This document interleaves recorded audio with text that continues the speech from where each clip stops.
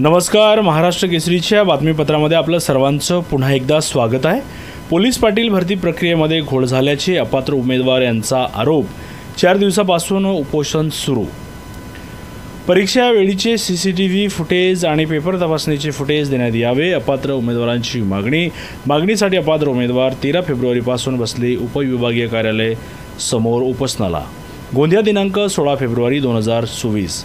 गोंदिया जिल्ह्यातील अर्जुनी मोरगाव तालुक्यामध्ये 26 पोलीस पाटील जागेकरिता भरती करण्यात आली। 26 जागाकरिता 149 उमेदवारांनी अर्ज सादर केले। त्यापैकी 147 उमेदवारांचे अर्ज पात्र ठरले आणि 2 उमेदवारांचे अर्ज अपात्र ठरले।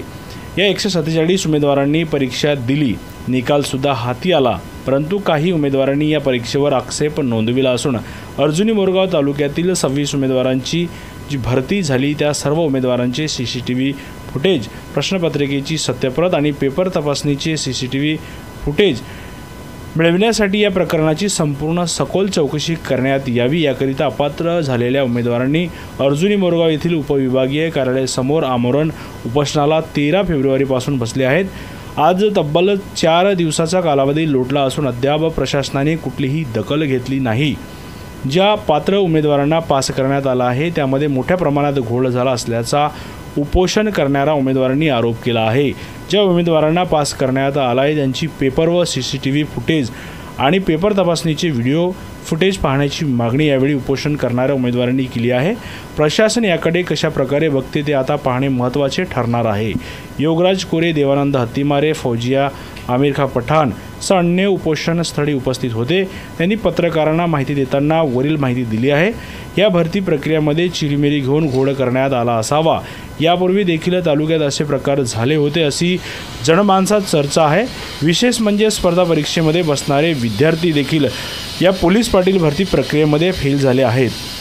भरती होती 4/2/2024ला, 26 जागेसाठी भरती होती आणि 149 जागा फॉर्म भरले होते। त्यातील 147 फॉर्म पात्र ठरले होते। तर तिथं आपण 147 उमेदवारांनी परीक्षा दिली।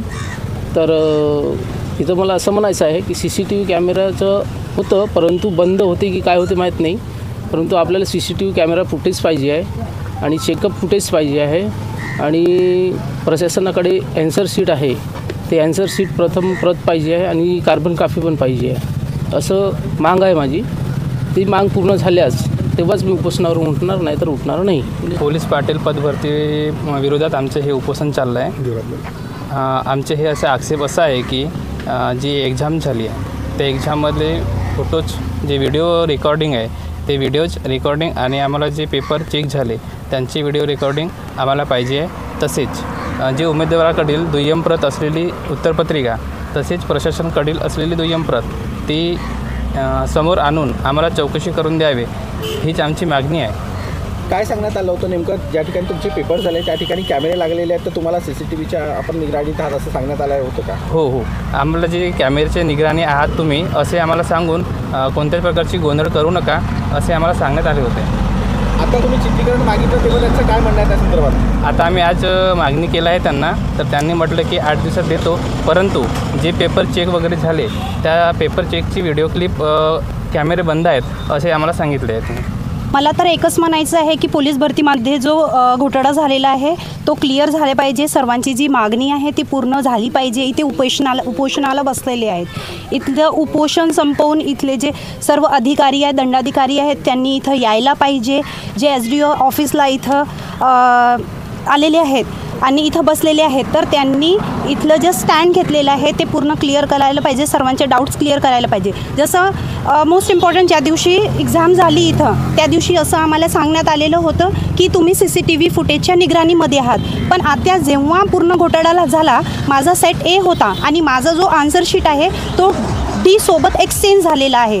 मग नंतर मी मागणी केली, दंडाधिकारीकडे गेली, त्यांनी पण काहीच रिस्पॉन्स दिलेलं नाही आणि मला जिथपर्यंत कार्यालयापर्यंत मला पोहोचायचं होतं मी तिथपर्यंत पोहोचली, पण तिथून काहीच रिस्पॉन्स आलेलं नाही आणि अजूनपर्यंत आम्ही मागणी केली की CCTV फुटेज आम्हाला पाहिजे। CCTV फुटेजसाठी नकार दिलेला आहे की तुम्हाला CCTV फुटेज मिळणार नाही, म्हणून आमचं एकच डिमांड आहे की बरं ठीक आहे, आम्ही जर इलिजिबल आहोत तरी पण जर आम्हाला पोस्ट मिळत आहे तरी पण आम्हाला पोस्ट नको आहे. फक्त आम्हाला न्याय हवा आहे आणि फक्त आम्हाला CCTV फुटेज पाहिजे. CCTV फुटेज जर तुम्ही आम्हाला दिली, न्याय आम्हाला दिलं तर इथून उपोषण आम्ही संपवू. एकच आहे. काय वाटते, काय असं त्या CCTV चित्रीकरणामध्ये झालेलं आहे जे तुम्हाला ते फुटेज हवं आहे? सर ऑब्व्हियसली सर कसं आहे, मार्क्स मोस्ट इम्पॉर्टंटली. जसं एक कॅन्डिडेट आहे, मी प्रॉपरली त्याचं नाव नाही घेणार, पण एक कॅन्डिडेट असं आहे की फर्स्ट एक्झाम जेव्हा तो देतो तेव्हा त्याला फक्त 22 मार्क्स येतात. सेकंड अटेम्प्ट जेव्हा तो देतो तेव्हा त्याला डायरेक्ट 69 मार्क्स दिला जातो आणि इंटरव्ह्यूला त्याला डायरेक्ट 81 आहे, 81 पॉईंट समथिंग आहे.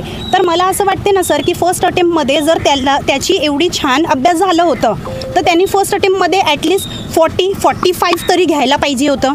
डायरेक्ट इतकं मोठं जम्पिंग केलेलं आहे आणि दुसरं कॅन्डिडेटला एकदम 50 to 53वर दिलेला आहे आणि जर तो कॉम्पिटिशनमध्ये पण जाईल सेकंड कॉम्पिटिशनमध्ये तर त्याचं तर इंटरव्ह्यूमध्ये तर कुठंच मॅच नाही आहे ना, खूप लाँग डिस्टन्स आहे. तर मला तर असंच म्हणायचं आहे की पूर्ण व्हेरिफिकेशन खूप छान प्रकारे झाली पाहिजे आणि मला 36वर दिलेलं आहे. डायरेक्ट पासिंग मार्क दिलेली आहे मला 36वर. म्हणजे कसं झालं आहे की एक्सचेंज झालेली आहे आन्सर शीट. तुम्ही करता सध्या आता? माझं UPSCचं प्रिपरेशन सुरू आहे, कॉम्पिटेटिव्ह प्रिपरेशन सुरू आहे आणि मला असं वाटत आहे की एक कॉम्पिटेटिव्ह प्रिपरेशन करणारा स्टुडंट जेव्हा पोलीस पाटीलची एक्झाम देत आहे तिथं तिचं सिलेक्शन होत नाही आहे. ठीक आहे, मी मान्य करते की चला माझ्यापेक्षा तिने पण अभ्यास केलेला आहे, पण एवढं मोठं डिस्टन्स होऊ शकत नाही ना सर की मला 36वर नेऊन पोहोचवलेलं आहे आणि त्यांना 69 दिलेला आहे किंवा जास्त मार्क्स दिलेला आहे. मला काय वाटतं भरती घोटाळ्यामध्ये पैशाची देवाणघेवाण झाली असेल का काय? ऑब्व्हियसली कारण आरोप आहे तुमचा? एक विशेष पार्टी किंवा अधिकारी म्हणा, नाव घ्यावं लागेल असं नाही बोलून. नाही जेव्हापर्यंत कसं आहे सर आम्हाला क्लिअर होत नाही तेव्हापर्यंत आम्ही विशेष नाव घेऊ शकत नाही. आमचं पूर्ण प्रकारे प्रयत्न करत आहोत आम्ही की जेव्हा जिथपर्यंत आम्हाला न्याय मिळेल, जिथपर्यंत आम्ही प्रूफ आणि एव्हिडन्स आम्ही शोधून काढू तिथपर्यंत आमचं पूर्ण प्रयत्न सुरू आहे. मी विशेष पार्टीचं, विशेष व्यक्तीचं, विशेष अधिकाऱ्याचं नाव घेऊ शकत नाही, पण ज्या दिवशी 100% शुअर होईल त्या दिवशी डेफिनेटली मी समोर येऊन त्याचं नाव तुमच्यासमोर सांगणार आहे.